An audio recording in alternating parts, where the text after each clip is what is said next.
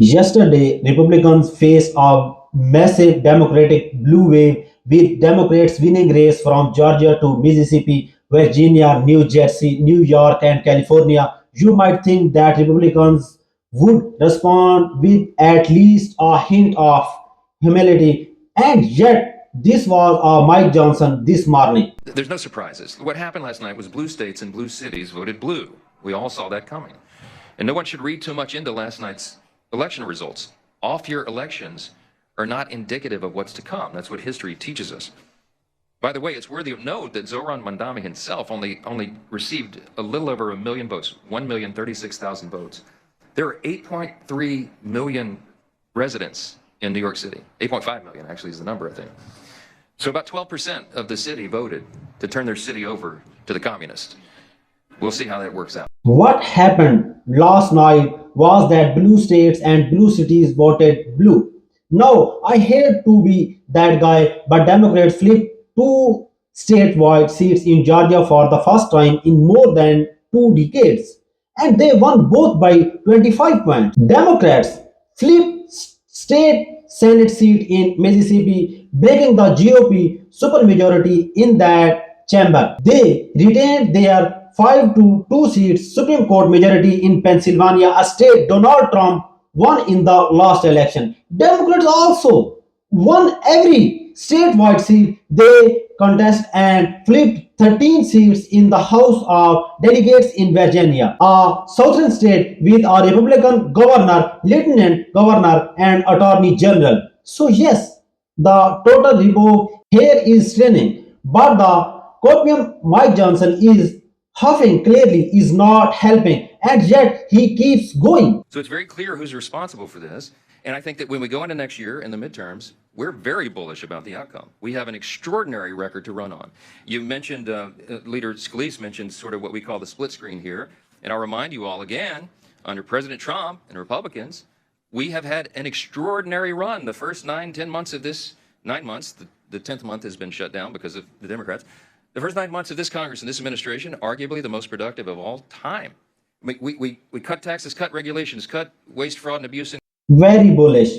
An extraordinary record. I mean, where do we even begin? They can tell the American people they cut Medicaid for 17 million Americans slash food assistance by 350 billion and shut down the government, all while trying to make the healthcare 2, 3, even 5 times more expensive than before. Costs skyrocketed because Trump wanted a trade war, and Republicans in Congress did not have the backbone to assert their own authority. Meanwhile, Trump's focus was on building himself a 350 million ballroom, renovating the Lincoln bathroom in marble, paving over the Rose Garden, encrusting the Oval Office in gold, retrofitting a Qatari jet at $1 billion cost to taxpayer, buying Crescent a couple Gulf Stream jets for $172 million, or hosting crypto dinner where the casually double his net worth.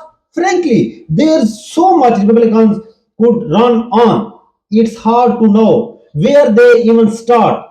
The irony, Trump ran a campaign cosplaying as a populist, claiming he cared about the cost of housing, rent, groceries, and even eggs.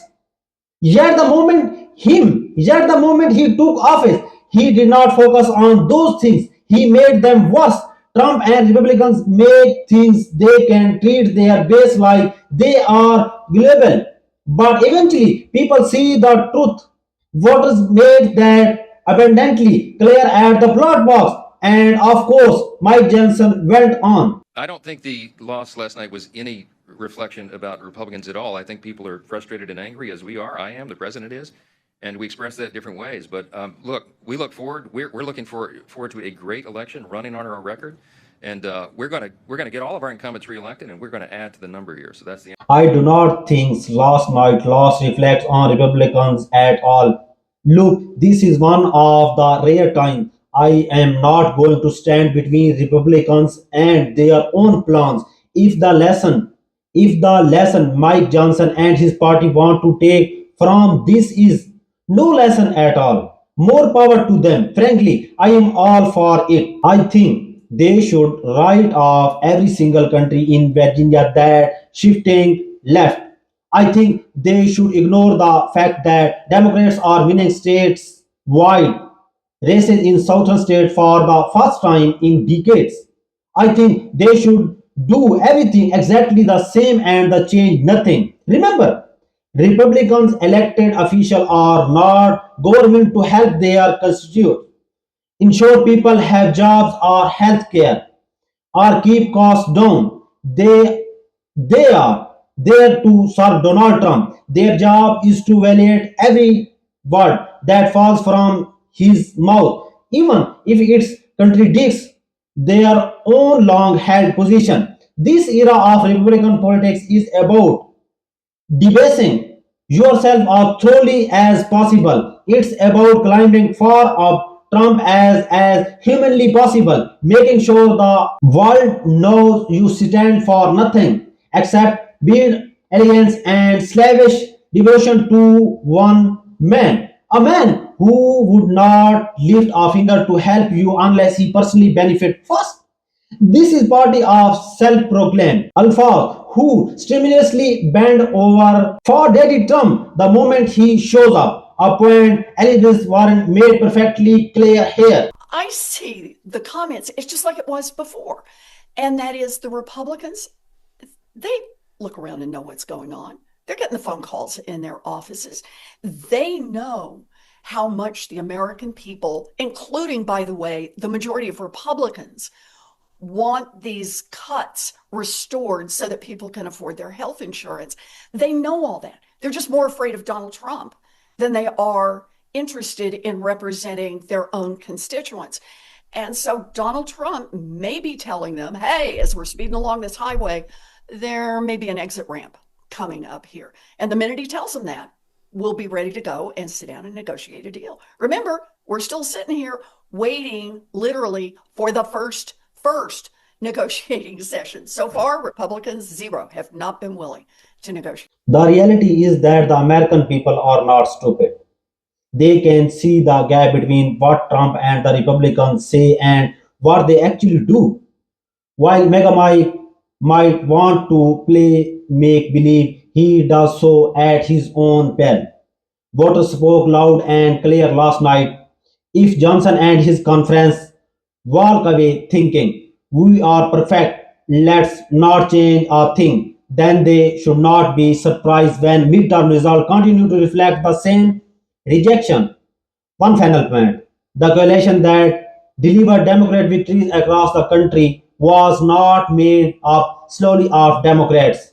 It includes Americans from the left, right, and the center who recognize the reality of where this administration and its party priorities lie. This is not a left versus right fight. It's top versus bottom fight where a tiny majority of wealthy individuals use culture war issue as a way to distract the public while keeping all the benefits, financial and otherwise, for themselves. That may have worked in 2024, but the cone is up. Americans are awake and unfortunately for Trump, Mega Mike and the GOP, their lies are falling on deaf ears.